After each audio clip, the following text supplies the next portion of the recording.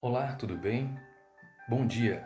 Que a graça e a paz de Deus esteja com você e que você seja selado nesse dia com o Espírito Santo de Deus.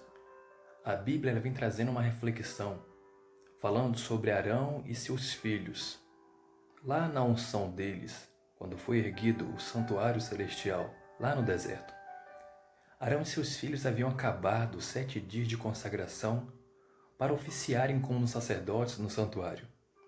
Fogo de Deus havia descido do céu e consumido o holocausto, indicando favor e graça divina.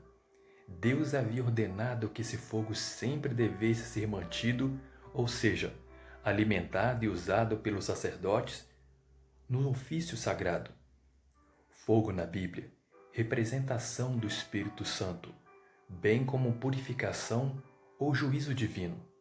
Assim, esse fogo bem pode representar o derramamento do Espírito Santo para auxiliar a humanidade na obra final da salvação.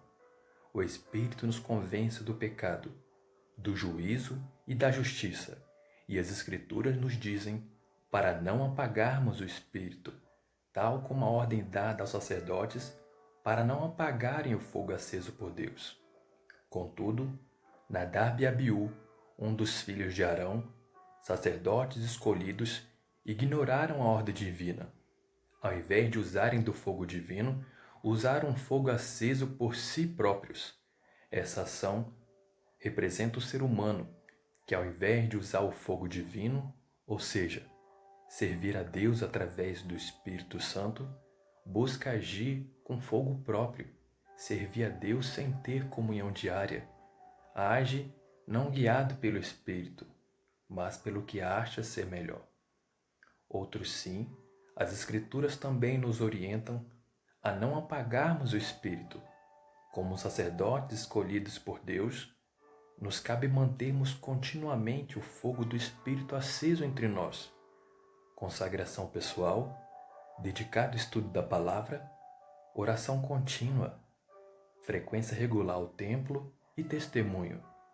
Você já sabe que Deus te escolheu para ser sacerdote, não é mesmo? A função do sacerdote é representar a Deus, interceder, ensinar, aprender, salvar. E por mais humano e tendencioso a pecado como somos, Deus nos escolheu para, através da sua graça, da dependência de Jesus Cristo, cumprirmos tal missão.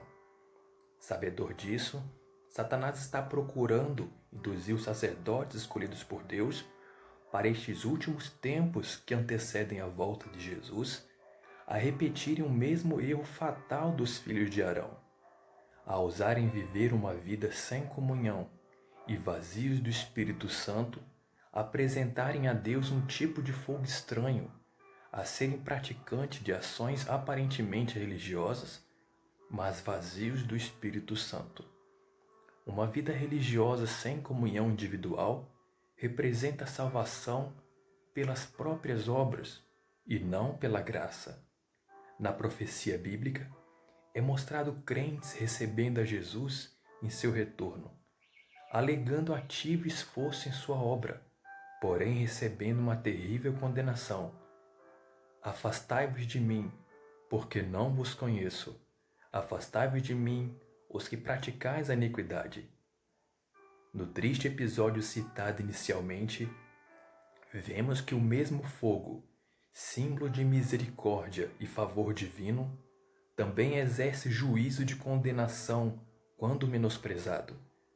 A Bíblia diz que fogo de Deus consumiu Nadab e Abiú. O motivo você já conheceu. Deus escolhe homens e lhes oferece o auxílio de seu Espírito. Se buscarmos seu auxílio, como diz as Escrituras, o próprio Espírito nos dirá: eis o caminho, andai por ele. Mas se dia após dia ignorarmos seu insistente clamor para que o busquemos, então, inevitavelmente, estaremos indo de encontro ao ponto sem retorno, o pecado contra o Espírito Santo. Oremos para que, ao lermos ou ouvirmos esse áudio, ignoremos os reclamos e distrações deste mundo. voltemos nossas mentes para Deus, pois o tempo está no fim. Que Deus tenha misericórdia do seu povo.